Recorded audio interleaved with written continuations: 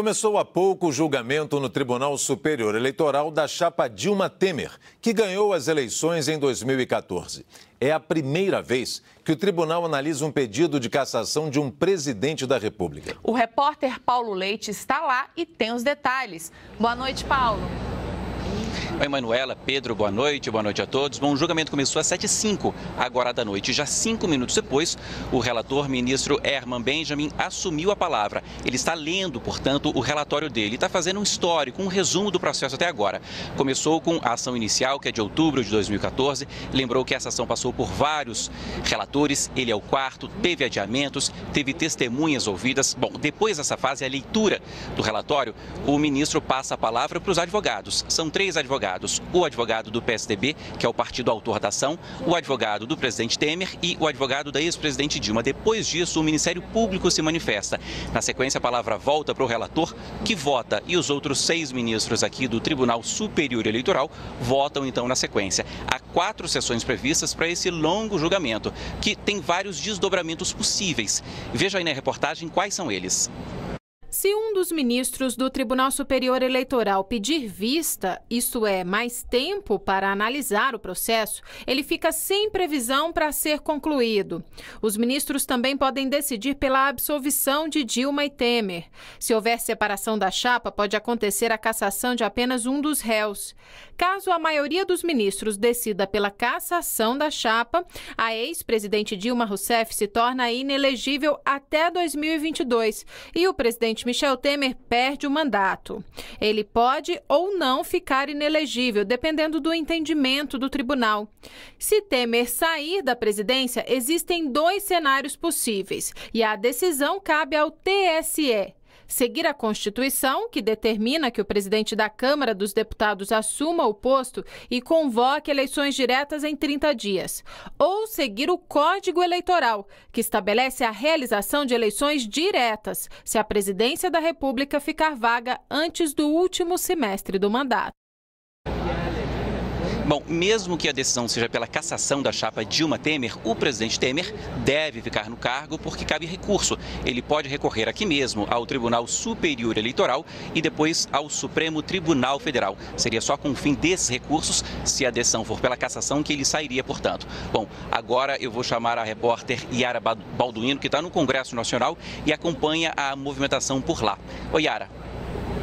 Boa noite, Paulo. Boa noite a todos que estão assistindo à TV Brasil. O dia aqui no Congresso foi fraco, poucos projetos andaram. Um deles que permite, o capital estrangeiro, até 100% de capital estrangeiro em empresas aéreas, estava previsto para ser votado no plenário da Câmara, mas acabou sendo adiado para amanhã. Depois o plenário tentou fazer uma alteração no regimento interno da casa, mas também não conseguiu e a sessão foi encerrada pouco antes de 7h30 da noite. O único projeto que realmente andou foi a reforma trabalhista, que depois de muito debate foi aprovada na Comissão de Assuntos Econômicos do Senado por 14 votos a 11. E outra proposta, a proposta da Previdência, também foi assunto aqui no Congresso hoje. O presidente da Câmara, deputado Rodrigo Maia, disse que na semana que vem pretende definir o calendário de votações da reforma. Ele disse também que está confiante que essa reforma, que a proposta, vai ser votada ainda no primeiro semestre.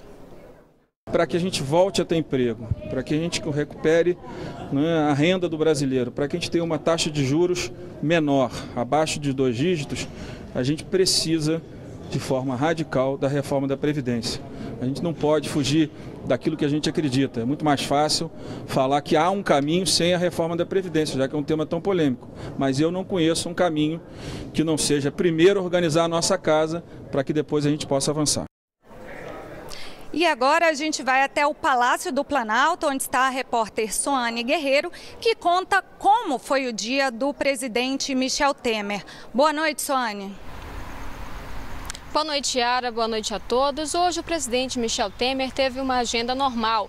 Ele chegou a se reunir com parlamentares para tratar de assuntos do Congresso, entre eles a reforma trabalhista, mas cancelou um compromisso que teria às 7 horas da noite para acompanhar a sessão no TSE. Ele continua aqui no Palácio do Planalto, vai ficar aqui até o final dessa sessão. E hoje o presidente Michel Temer também teria que responder a 88 perguntas feitas pela Polícia Federal referentes ao inquérito que ele responde no Supremo Tribunal Federal.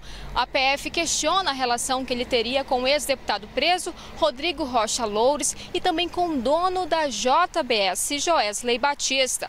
E a defesa pediu, então, a prorrogação desse prazo, porque disse que não teria como responder ainda hoje, e o ministro Edson Fachin, do STF, concedeu essa prorrogação. Agora, o presidente Michel Temer tem até sexta-feira, às 5 horas da tarde, para responder a essas perguntas. Manuela, Pedro. Muito obrigada, Suane. Obrigado, Suane.